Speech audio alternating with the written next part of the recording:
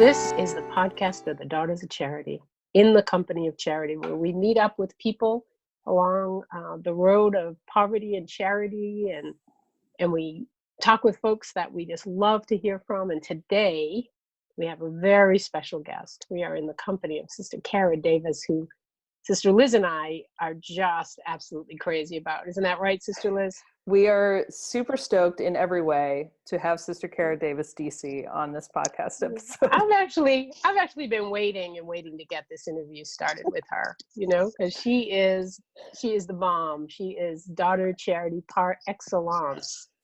And so we're going to be talking with her today about a special journey that she took, a pilgrimage she took before she became a daughter of charity, because that's always a good thing to do too, is to kind of clear your mind before you make such a big step. And so Sister Kara walked the Camino, and she's going to tell us a little bit about that today. She's going to tell us a lot about that today, actually, kind of the practicals of walking the Camino and what it meant for her, and how it brought her to the decision to become a daughter of charity in the end. So Sister Kara, tell us about the practicals. How do you even get started on something like this? How do you decide to do it? What preparations do you have to get together before you go? But okay, so practical things. What inspired me to make the pilgrimage? I'll just tell you my story, because that's all we can do, right? Is share our story. So back in 2010, I was in college, and I just gotten home for summer break, and I got a message on my phone from our chaplain at our Newman Center, our priest, and he was like, hey, Kara, I got some friends who are making this pilgrimage through Spain, Portugal, France, and they wanted, a young college student to go. There's a full scholarship. All you need is your passport, and it leaves in, like, I don't know what he said, like 5 weeks or something. Would you like to go? And so I listened to this message, and I had just gone back to do my summer job at Schnucks grocery store. Shout out to Schnucks. We love it. Oh yeah, Schnucks. The friendliest place in town. But anyway, and anyway, so I got this message, and I'm like, oh my gosh, this would be amazing. I need to get a passport. And so I ended up going on this pilgrimage, and it was amazing. But part of it was going to Santiago. And so this was with like a structured tour group. It was mostly retired older people, and me and 2 seminarians and a young lady who is contemplating consecrated life. But anyway, and so we went to Santiago, and we were staying in this nice hotel, and I had my cute clothes on and, well showered and everything. And we go into the Cathedral of St. James, and I look around, and I was like, why are all these homeless people in this church? And I'm just thinking, they must have an intense ministry here or something. And I totally didn't have a clue. It wasn't until after Mass at that church that we heard about the pilgrimage, the Way of St. James, and how, all these folks are pilgrims with their backpacks. And this is the destination point, if you will, of this sacred pilgrimage. And I remember, after I learned that, there was just something in me that was like, you know what? I'm going to come back to this church, and I'm not going to be in my cute little skirt with my flip-flop shoes. I'm going to come back as a pilgrim. And I didn't know how or when it was going to happen, but something inside me just really felt drawn to this pilgrimage. And so that was back in 2010. I was so convinced that, this was just something that I needed to do, and that God was going to send the right people along somehow. Well, tell us about some of those people. Who did the Lord send you as you were on this journey? Like all things in life, the most unexpected, and perhaps maybe not who you would choose, but exactly who you need. And so, yeah, I went by myself, and when I landed in France, and where you start, and and I should preface this, I only speak English. I don't speak other languages. I learned some main sentences in Spanish so I could make sure I got to Mass, because that was a priority to me. But I didn't care about like food or the bathroom. Like, I wanted to make sure I knew what time Mass was. And so, and there's pilgrims everywhere. Um, and Saint Jean Pied de Port. And you go to the different hostels and you're trying to find somewhere to stay for the night and get your pilgrim passport and get your first stamp, which is a big deal to me. I love the stamps. And there were pilgrims everywhere, and a lot of young pilgrims, in their 20s like me. And there was this one group of American, speaking English and everything. And I was like, oh no, I don't want to hang out with Americans. I came all this way, I wanna meet other people. But really, I was kind of in a space where I wanted to be by myself and kind of enter into the pilgrimage in a very holy way, I guess. Yes, of And course. yeah, why not? Anyway, and so they were, hanging out, and I was kind of near them, but I didn't talk to them or anything. I kind of pretended like I didn't speak English, actually. And but the thing about the Camino is, everybody who starts together, you journey together. And so, these Americans, they just kept showing up and showing up. And I just, I resisted it so much until finally it was like, you know what, God, maybe these are my companions. And there were some others along the way. From day one, I met Carlo from South Africa. He spoke English and Afrikaans and had a great accent. And he reminded me so much of my youngest brother, and just so kind of goofy. And we used to call him like the classic bro. And anyway, so he was part of the group, and some other young adults from Germany, from Ireland. And before you knew it, we had this crew of 8 that we kind of formed this community. We called ourselves the Derp Squad. But I didn't like the name because derp, it made us sound like, we didn't know what we were doing and we always got lost. But the more we spent together, the more I realized, this name is actually perfect for us because this is what's happening. And I resisted that so much, but it was all part of the experience. Um, so the thing about, forming community during the Camino is you can't really escape the people you're with because you're all going to the same place, right? So it's very symbolic of our lives, right? We make this journey of life together. And the more you try to maybe do it by yourself, the harder it is. Or the stumbling blocks get in your way. But also there's challenges of walking together in community. And so at various points of the Camino, we each, kind of got fed up with each other and was like, you know what, I need to go on my own, or, I'm going to leave. And at one point, Anna, she even wrote like a goodbye letter and was planning to leave it. And then for whatever reason, didn't leave us, but later when we got to Santiago, she showed us the letter about her plan to leave us, and so we all kind of went through this at various points along the Camino. And mine happened outside of Burgos, which is like one of the biggest cities. Um, and but I was just at the point where I was like, I can't handle this anymore. I just need to go do my own thing. And so that morning I left without them because and just started walking. Well, it was raining and I was lost, but you're not lost because there's these, yellow arrows that mark the entire way. So as long as you follow those yellow arrows, you're going to end up in Santiago. But, where exactly you are on the path is a whole nother story. But I was walking into Burgos, and, I had never been afraid or concerned about my safety, but walking into this big city with, all by myself in the rain was very intimidating. And and it was kind of like an out of body experience. I was like, I can't believe I'm doing this. I would never do this in the United States. I would never just like, walk to Chicago by myself.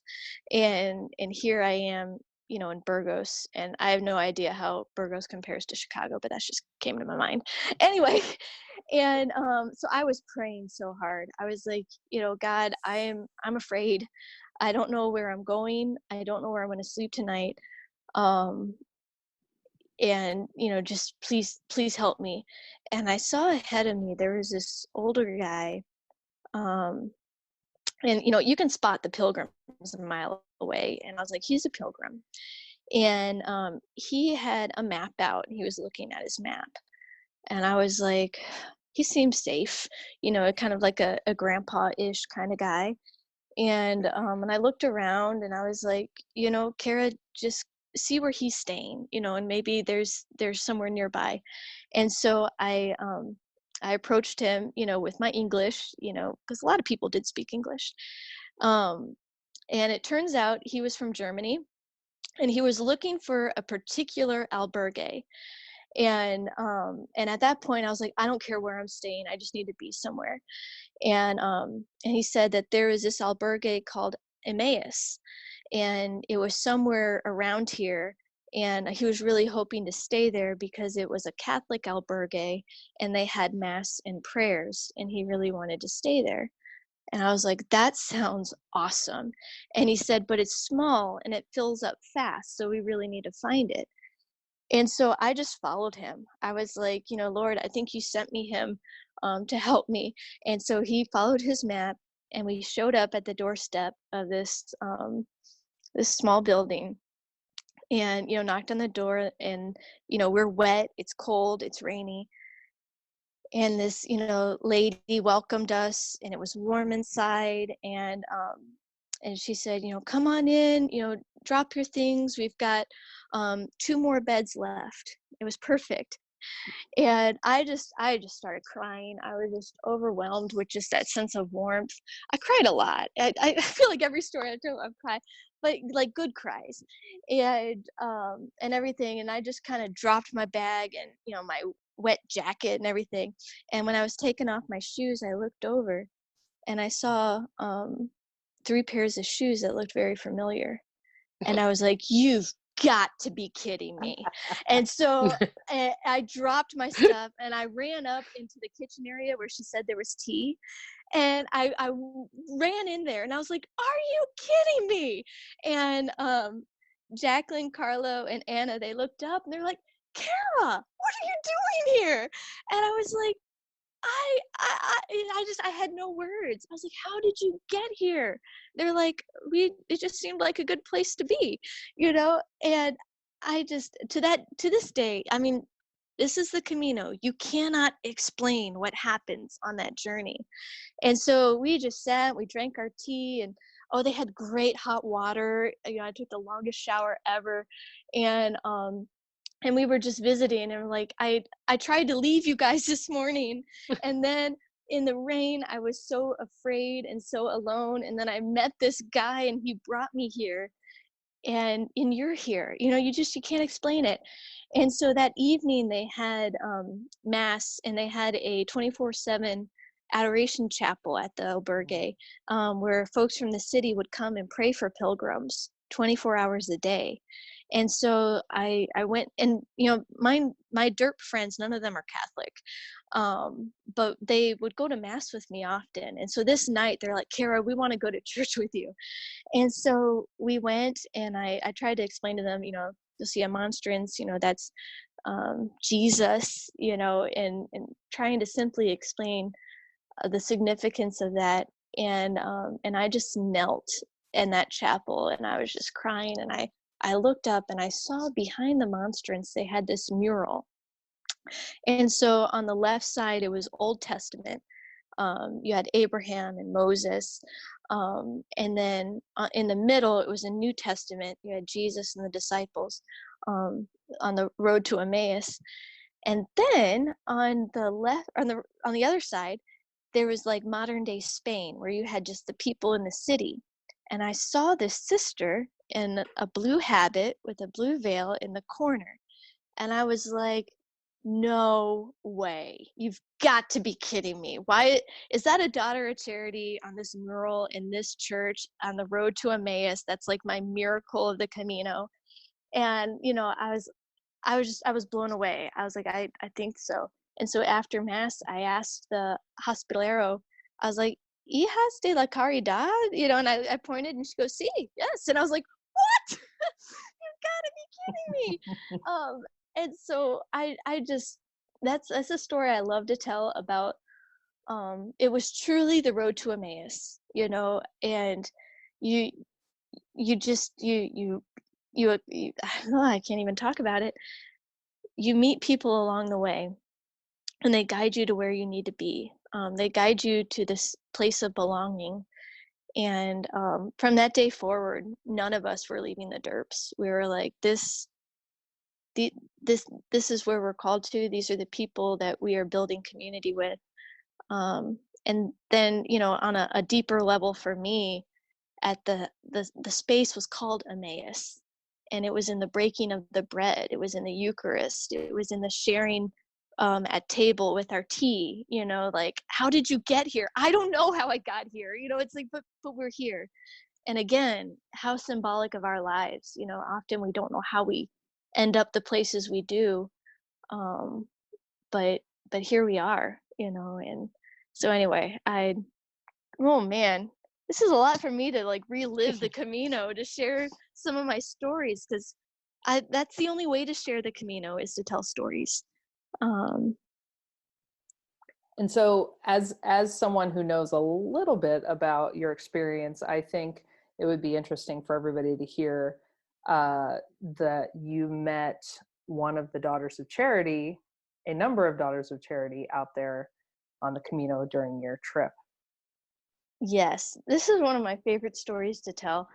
And so there's this town of Carrion de los Condes, and the Daughters of Charity have a pilgrim hostel called an albergue there. And before I went on this pilgrimage, like I said before, I'd already been accepted to be a pre-postulant and to move in with the sisters that August. And so our vocation director contacted somehow the sisters in Spain, and then somehow contacted the sisters at this house and let them know that, an American young lady was going to be coming through, during this 2-week time span, because I didn't know how long it was going to take me to get there. Or, you don't really do firm dates on the Camino. You just kind of move with the Spirit. But you have to make sure that you get to the airport when it's time to leave. That's really the only deadline you have. And Don't be late. Which Don't be late almost for the didn't airport. happen, but that's a whole nother story. Yes, it is. Anyway, so she had contacted the sisters in Spain and just said, heads up, watch for her. And so all I knew was that, Sister Teresa had made that contact, and I was just hoping that I didn't miss them, along the way. And so I finally found on the map, this town and the name of their albergue, and I was hoping that I would find it. And I did. I got there that morning, and, it was later in the afternoon, and, I'd been walking all day. Again, stinky, smelly, gross is kind of the words I used to describe pilgrim, because I went in June. It was most of the month of June that I was going. And so I walk into this albergue and I see Vincent and Louise on the wall, and it just, this sense of at homeness kind of sunk in. I was like, hashtag these are my people, kind of feeling. And so I got in line with the other pilgrims, because when you go to an albergue, typically, there's someone, a hospitalero, who receives you, and you present your pilgrim passport, your real passport, and often there's like a donation or a fee. And so I got in line with the other pilgrims, and I saw this Daughter of Charity sitting at a table, and I was like, oh my gosh, I made it, there she is. And so I got in line, and finally it was my turn, and I handed her my papers, and she looked at them, and then she looked at me, and then she said, Kara, we've been waiting for you.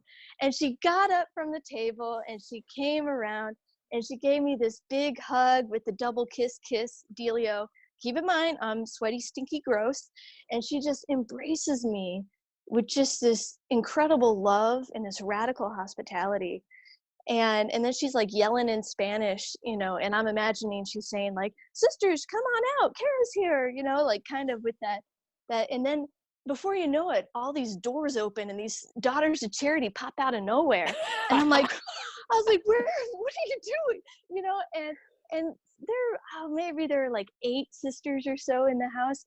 And so they all came and they all embraced me with just such warmth and such love that I was just blown away. I was crying. I was like, oh my gosh. And that radical embrace, I guess, is a way to describe it. And so the sisters, brought me to put my stuff down at the in the dormitory where the pilgrims stay, and they invited me to prayers and supper with them in the sisters' quarters. And like I said, I didn't speak Spanish, and there was one sister who spoke English, and the rest only spoke Spanish. So she was trying to interpret or to, help me to communicate and interact. And we took a selfie. They didn't know what a selfie was, and I was like, "This would be great. Let's take a selfie." And so then that evening, a sister and I went to mass, because in Spain they have daily mass in the evening.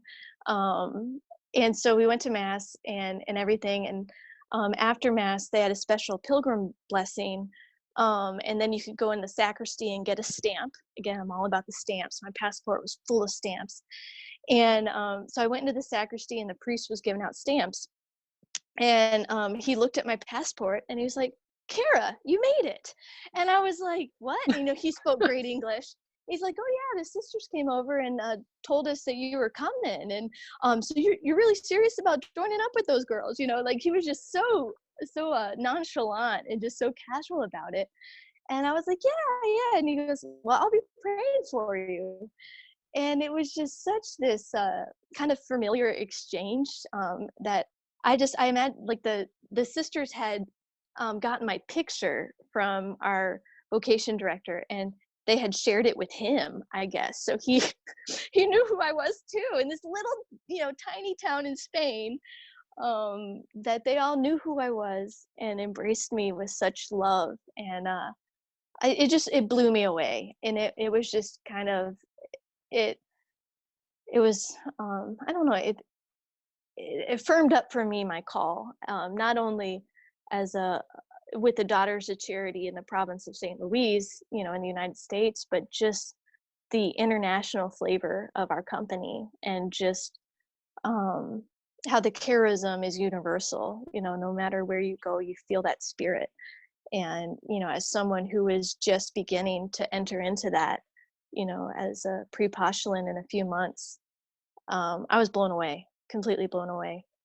Isn't and so it then it turns funny how God works, right? Yeah, and it's even funnier about it is, after I had that experience with the sisters in Spain, then I moved in as a pre-postulant in New Orleans. And of course the sisters were like, "Tell us about the Camino," and all this kind of stuff.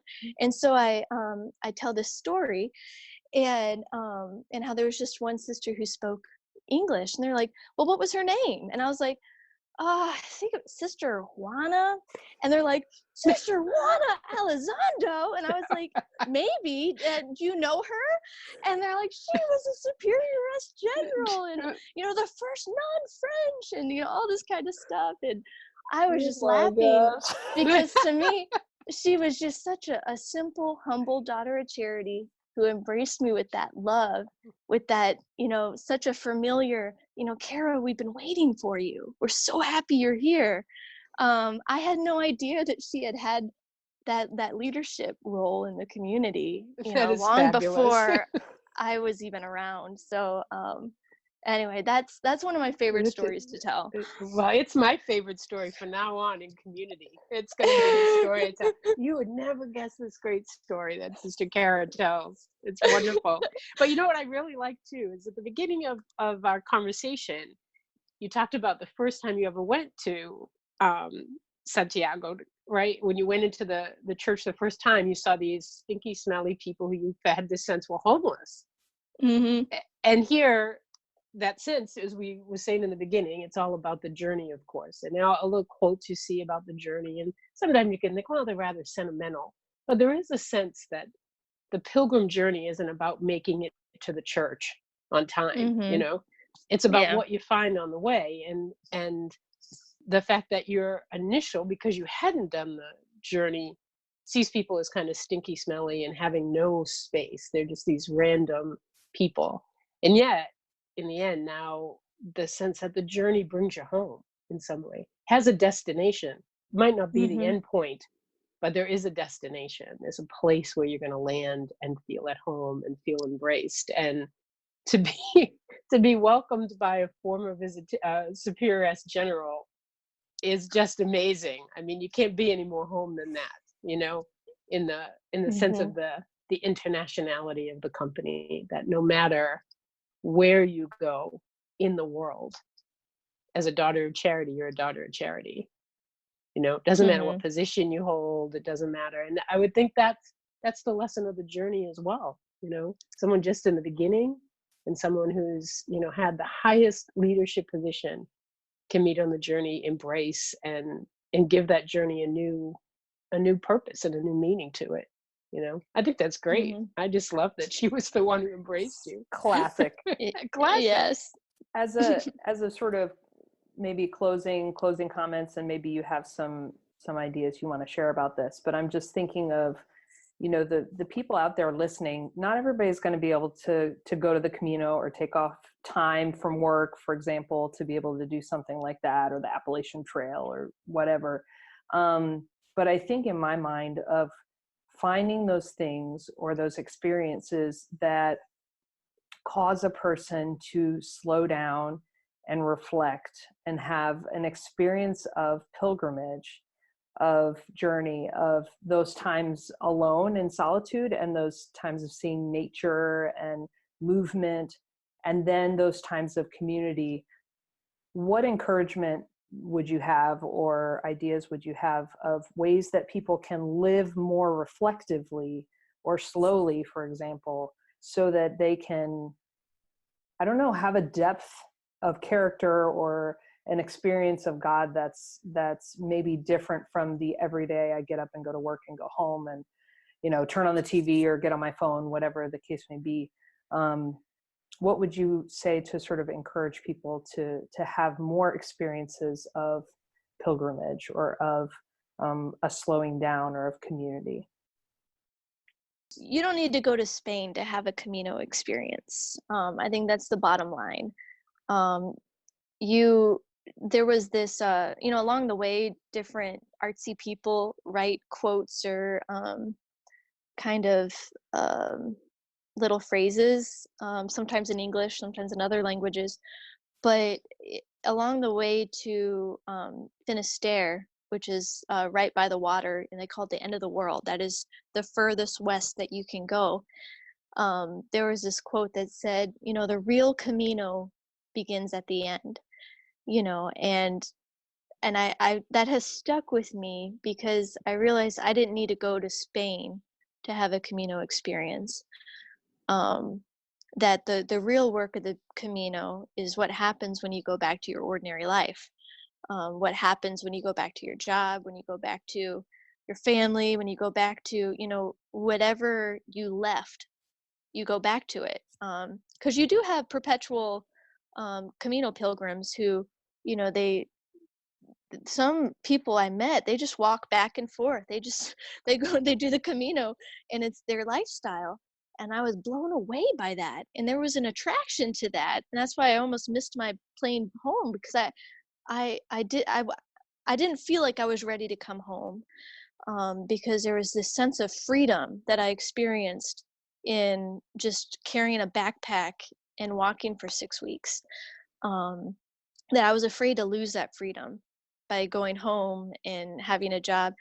And that's why I was like, no, you know, the real work begins on how do I carry this into the ordinary day, because this was kind of an extraordinary experience. And so I don't know, some tips or what I found helpful is sometimes I do just pack a backpack and go for a walk on a retreat day. I did it here in Chicago one day. I just left our house and I walked to the lake, and then I walked home, and you know, that was like a day, a full day. But just for me, especially, just walking is important. And because I think it opens a different part of you, um, to experience the world in a different way, like a heightened sense of, um, I don't know if communion is the right word, but I'm more aware of the people around me. I'm more aware of, I mean, if you're in nature, perhaps the nature, if you're in a city, the people in the city. But for me, it opens up a deeper awareness to the world. Thank you for those reflections and your stories. It calls me, and it requires of us to slow down and to remember that stories are such a powerful thing, and to honor them and to tell them and to let them live on the internet and on our cell phones for a podcast episode for as long as it will be. As long as you're using a coaster when you listen to those stories. That's right. Do you have your coaster? Do we need to send one? Is that? I gave it to Sister Angel, and I think it's in the computer room, actually. Oh, well, that's a good place for it. So you can use it when you're listening to the podcast and listen to it on the computer. That's a great Which place some for sisters it to do. be. Yes, yes, I know they do. It's fabulous. So good. It's great. Yeah. Well, thanks again for joining us and for listening. Obviously, anybody who's listening today, feel free to send your comments and questions to companyofcharity@gmail.com, and we will get right to them. And so thanks again, Sister Kara. Oh, no Thanks, problem. Sister Kara. Thanks for the opportunity to share my experiences. This has been in the Company of Charity podcast. Thanks for listening. We'll see you next time.